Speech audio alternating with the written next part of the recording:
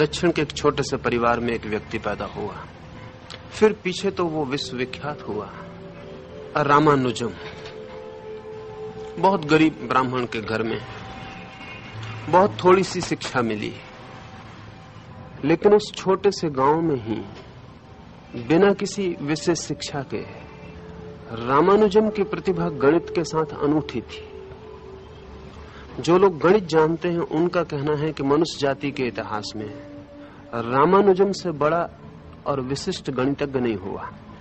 बहुत बड़े बड़े गणितज्ञ हुए हैं, पर वे सब सुशिक्षित, उन्हें गणित का प्रशिक्षण मिला था, बड़े गणितज्ञों का साथ सत्संग मिला था, वर्षों की उनकी तैयारी थी। रामानुजम की न कोई तैयारी थी, न कोई साथ मिला, न कोई शिक्षा मिली।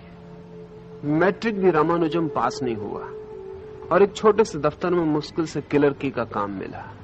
लेकिन अचानक खबर लोगों में फैलने लगी कि उसकी गणित के संबंध में कुशलता अद्भुत है, और किसी ने उसे सुझाव दिया कि कैम्ब्रिज यूनिवर्सिटी में उस समय विश्व के बड़े से बड़े गणितज्ञों में एक हार्डी प्रोफेसर थे, उनको लिखो।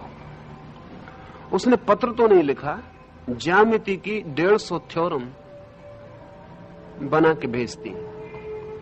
हार्डी तो चकित रह गया, उतनी कम उम्र के व्यक्ति से उस तरह के ज्यामिति के सिद्धांतों का अनुमान भी नहीं लग सकता था।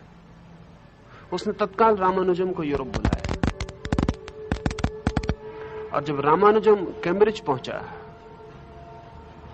तो हार्डी, जो कि बड़े से बड़े गणितज्ञ था उस समय के विश्व का, वो अपने को बिल्कुल बच्चा समझने लगा रामानुजम के सामने। रामानुजम की क्षमता ऐसी थी जिसका मस्तिष्क से संबंध नहीं मालूम पड़ता है। अगर आपसे कोई गणित करने को कहा जाए तो समय लगेगा। बुद्धि ऐसा कोई भी काम नहीं कर सकती जिसमें समय ना लगे। बुद्धि सोचेगी, हल करेगी, समय व्यतीत होगा।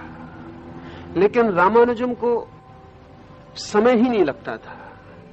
यहां आप तख्ते पर सवाल लिखेंगे, वहां रामानुजम उत्तर देना शुरू कर देगा।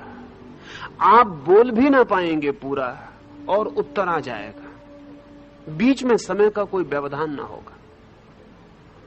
बड़ी कठिनाई खड़ी हो गई थी, क्योंकि जिस सवाल को हल करने में बड़े से बड़े गणितज्ञ को 6 घंटे लगेंगे ही, फिर भी जरूरी नहीं कि सही हो।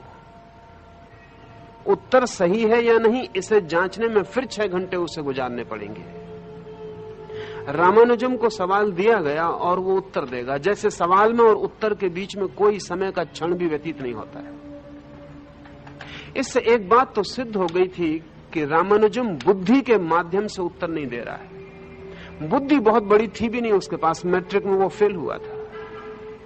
कोई बुद्धिमत्ता का और लक्षण भी ना था।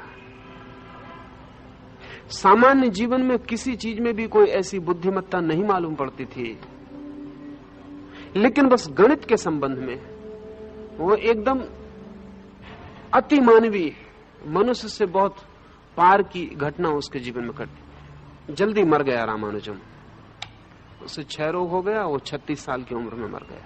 जब वो बीमार होकर अस्पताल में पड़ा था तो हार्डी उसे और 2-3 गणितज्ञ मित्रों के साथ देखने गया। उसके दरवाजे पर ही हार्डी ने कार रोकी और भीतर गया। कार के पीछे का नंबर रामानुजम को दिखाई पड़ा तो उसने हार्डी से कहा, आश्चर्यजनक है, आपकी कार का जो नंबर है ऐसा कोई आंकड़ा ही नहीं है मनुष्य की गणित की व्यवस्था में। यह आंकड़ा बड़ा खूबी का है। उसने 4 विशेषताएं उस आंकड़े की बताई। रामानुजम तो मर गया, हार्डी को 6 महीने लगे वो पूरी विशेषता सिद्ध करने में। वो जो 4 उसने विशेषताएं उस आंकड़े की बताई थी, आकस्मिक नजर पड़ गई थी।